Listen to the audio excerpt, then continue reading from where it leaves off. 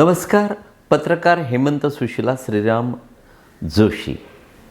मित्रांनो, कुठल्याही आमदाराला म्हणजे एकदा का तो विधानसभा किंवा लोकसभा किंवा विधान परिषद निवडून आला, आमदार किंवा खासदार झाला, तर कुठल्याही राज्यातल्या आमदाराला, विशेषतः मुंबई, ठाणे किंवा जे महानगरातले निवडून आलेले आमदार आहेत, त्यांना समाजसेवेपेक्षा त्यांना सगळ्यात आधी त्या शहरातलं, त्या महानगरातलं बिल्डर व्हायचं असतं. म्हणजे मुंबईतल्या आमदारांचे जर मी बिंग तुमच्यासमोर फोडले, तर मला असं वाटते की त्यातले असे कितीतरी आमदार नामदार आहेत की त्यांचा गाल पुढे असेल आणि तुमच्या हातात चप्पल असेल. साऱ्या जाती धर्माचे, विविध पक्षांचे, कोणालाही तिथे जातपात नाही किंवा धर्म नाही किंवा कोणताही पक्ष नाही, कुठलेही तत्त्व नाही. जो तो धडपडतो आमदार म्हणून निवडून आल्यानंतर फक्त आणि फक्त बिल्डर होण्यासाठी, किंवा ज्या ठिकाणी इमारत बांधकामाच्या व्यवसायात फारसा स्कोप नाही, त्या ठिकाणचे आमदार एकतर फार मोठ्या प्रमाणावर कंत्राटदारी करतात किंवा जमिनींचे व्यवहार करतात. बेकायदेशीर जमिनी विशेषतः रेव्हेन्यू खात्याकडून कशा क्लिअर करून घ्यायच्या, विविध खात्याच्या एकंदर त्या जाचातून, बेकायदेशीर एकंदर कृत्यातून कशा बाहेर काढायच्या आणि 5 रुपयाची जमीन कशी 100 रुपयाला विकायची, त्याची कशी किंमत वाढवून ठेवायची, हा एकमेव धंदा आजकालच्या लोकप्रतिनिधींचा. एक उदाहरण मला आठवलं, अगदी सत्य उदाहरण. एक विदर्भातले वादग्रस्त आमदार आहेत आणि ते मुंबईमध्ये ज्या दाक्षिणात्य वादग्रस्त बदनाम बदमाश बिल्डरची दलाली करतात, वर्षानुवर्ष दलाली करून पैसे कमवतात. तो बिल्डर आधी त्या बार संस्कृतीमध्ये होता, म्हणजे लेडीज बार चालवायचा आणि मुंबईतला फार मोठा बार त्या अंधेरी पार्ला भागामध्ये त्याच्या मालकीचा होता. या बारमध्ये एक पलक नावाची अत्यंत देखणी अशी बारबाला होती, वेश्या होती. त्या बारबालेला एक मुलगी पण होती. सुरुवातीला पलक खूप पैसे मिळवून आणायची, पण त्यानंतर मात्र तिचं उत्पन्न काहीसं कमी झालं. पण ती मुलीकडे लक्ष देऊ लागली, घरात राहू लागली आणि विशेष म्हणजे एकच कुठला तरी पुरुष बाप बनून त्या मुलीच्या म्हणजे त्या वेश्येच्या घरामध्ये ये जा करू लागला. एक दिवस त्या मुलीनं विचारलं की आपलं उत्पन्न काहीसं कमी झालं आहे, कारण काय? तर तिनं सांगितलं की तू वयात आली आहे, तुझ्याशी मोकळं बोलायला हरकत नाही किंवा तुझ्या हातून ती चूक घडू नये म्हणून मी तुला सांगते की मी जेव्हा या बारमध्ये बारबाला म्हणून काम करत होती, तेव्हा एकदा का नाचगाणी बंद झाली आणि बार बंद झाला की मी रोज रात्री कुठल्या तरी श्रीमंत ग्राहकाच्या बाहुपाशात हमखास जायची आणि दर दिवशीचं वेगळं ग्राहक मला खूप मोठी रक्कम लुटून देत असे. त्यामुळे आपल्या घरामध्ये मोठ्या प्रमाणावर पैसा यायचा. एक दिवस असाच एक बऱ्यापैकी सभ्य ग्राहक माझ्याकडे आला आणि तो म्हणाला की तू महिन्याला जेवढे कमावते त्यापेक्षा फार तर अर्धे मी तुला देईन, पण मला तुझ्याशी लग्न करायचं आहे, पत्नीसारखं तुला वागवायचं आहे, त्यामुळे तू आता कुठेही जाऊ नको, माझी पत्नी बनून राहा, मी तुला पत्नीसारखं वागवेल आणि तुझ्या मुलीला बापाची माया देईल. पुढे पलकनं तेच केलं. तिला त्या पुरुषापासून मुलगाही झाला आणि आता ते छान संसार करत आहेत. मुंबई महानगरपालिका किंवा राज्यातल्या इतर महापालिका, त्यांचा अभ्यास असलेले कितीतरी जाणकार आपल्या या राज्यात आहेत. मुंबईमध्ये खूप आहेत ज्यांना त्या महापालिकेच्या एकंदर कार्यपद्धतीचा तंतोतंत अभ्यास असतो. तिथल्या भानगडी, कुलंगडी, भ्रष्टाचार त्याची तंतोतंत माहिती असते. त्या साऱ्यांना मी या दिवसामध्ये विश्वासात घेऊन विचारतो आहे आणि त्यांचं सांगणं म्हणणं मला पटलं आहे. एक बघा की 3 वर्ष झाले, 3-4 वर्ष झाले राज्यातल्या महापालिका, त्याआधी नगरपालिका, पण महापालिका निवडणुका ह्या प्रशासनाच्या हातात होत्या. त्याच्यावर प्रशासनाच्या ताब्यात असल्यामुळे त्यात प्रशासनाचं वर्चस्व होतं. कोणता तरी प्रशासकीय अधिकारी त्यात प्रमुख असायचा. मी ह्या साऱ्यांना जेव्हा प्रशासकीय अधिकारी उत्तम की निवडून आलेले महापौर, उपमहापौर, नगरसेवक उत्तम, नेमकी कोणाच्या हातामध्ये महापालिका असावी असा सवाल त्यांना केला. त्यातल्या प्रत्येकानं एकच सांगितलं की या ठिकाणी आम्हाला लोकशाही खुंटीवर बांधून ठेवावीशी वाटते. आम्हाला लोकशाही या पद्धतीची आवडत नाही. यापुढे भलेही आणखी 5 वर्ष राज्यातल्या महापालिका प्रशासनाच्या हातात ताब्यात राहिल्या असत्या तरी आम्ही एकदाही त्या फडणवीसांवर टीका केली नसते. आजता काय जसं आम्ही कधी फडणवीसांना दोष दिला नाही तेच पुढे घडलं असतं.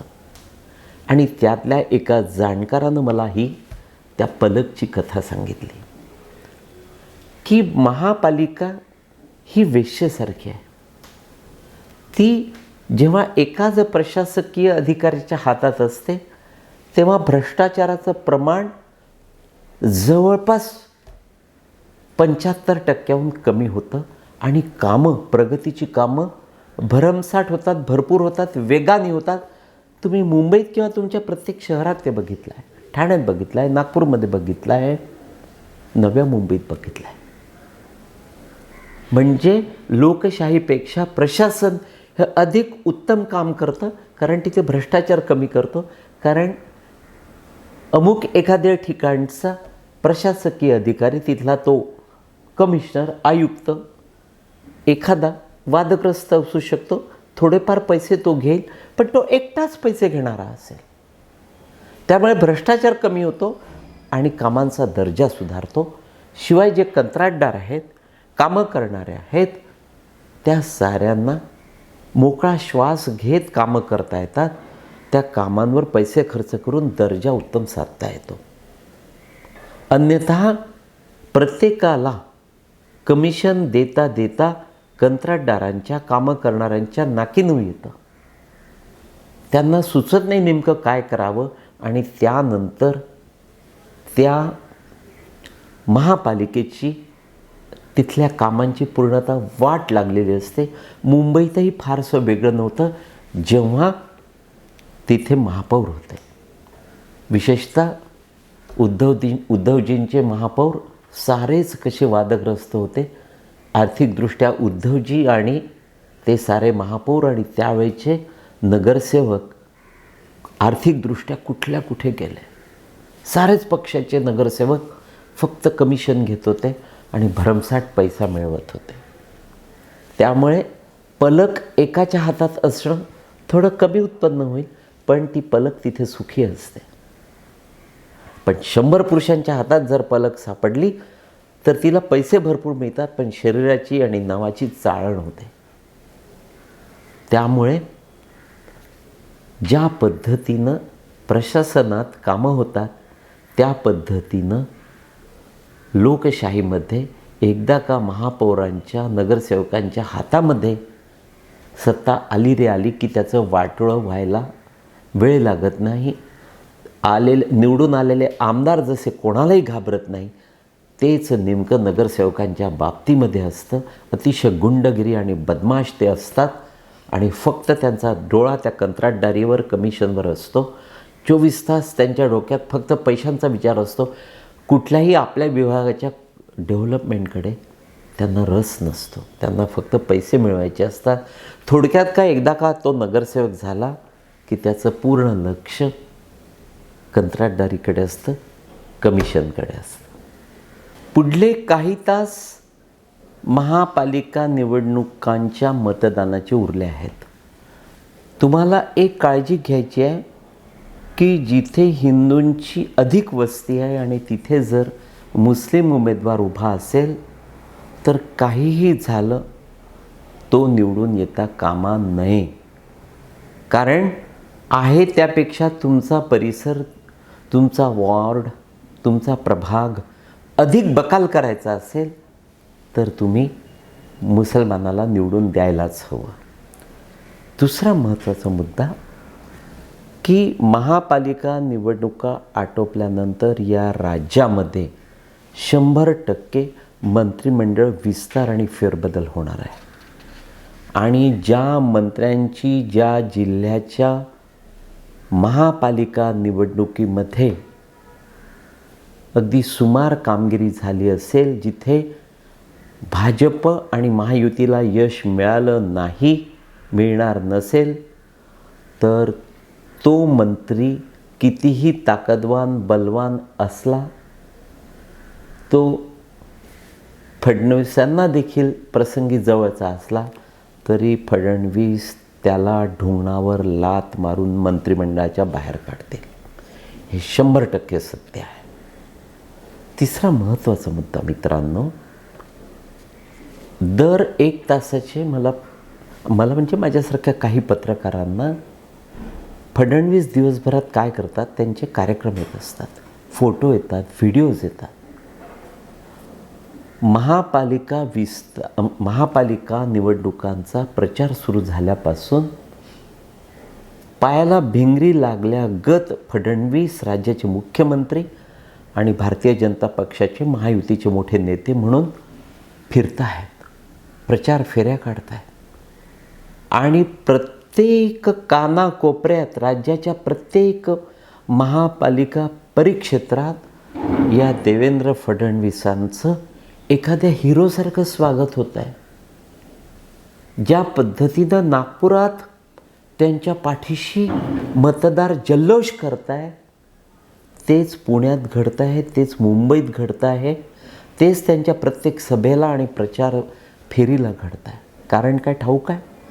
कारण तो माणूस दिलेला शब्द पाळतो आणि कामं करतो. त्याला डिसिप्लिन्ड कामं आवडतात. तो आपल्या राज्याचा आमूलाग्र बदल घडवून आणतो आहे. देशातल्या साऱ्या मुख्यमंत्र्यांपेक्षा माझं राज्य, मी मुख्यमंत्री म्हणून कसा सरस हे त्याला सिद्ध करायचं आहे, दाखवून द्यायचं आहे. आणि त्यासाठी तो दिनरात राबतो आहे. एखाद्या हिरोसारखं. पूर्वी जेव्हा राजेश खन्ना सुपरस्टार होता तेव्हा त्याचं ज्या पद्धतीनं तो जिथे जाईल तिथे स्वागत व्हायचं, त्या लोकप्रियतेत आणि फडणवीसांमध्ये काडीचाही फरक नाही. फडणवीसांनी भाजप आणि महायुतीला ज्या पद्धतीनं पुढे आणलं आहे त्यासाठी कौतुक करण्या शब्द सापडत नाहीत. मित्रांनो, पुन्हा एकदा आपण साऱ्यांनी योग्य उमेदवार निवडून द्यायचे आहेत, ज्यांना भविष्यात वेश्यागिरी करायची नाही, वेश्येसारखं वागायचं नाही, कंत्राटदारी करायची नाही. मुंबईतल्या किंवा राज्यातल्या किंवा ठाण्यातल्या किंवा कुठल्याही शहरातल्या आमदारांसारखी बिल्डरशिप करायची नाही. आणि जे या पद्धतीचे आदर्श असतील त्यांच्याच पाठीशी तुम्ही उभं राहणं गरजेचं आहे. काळाची गरज आहे. तूर्त एवढंच मित्रांनो. नमस्कार.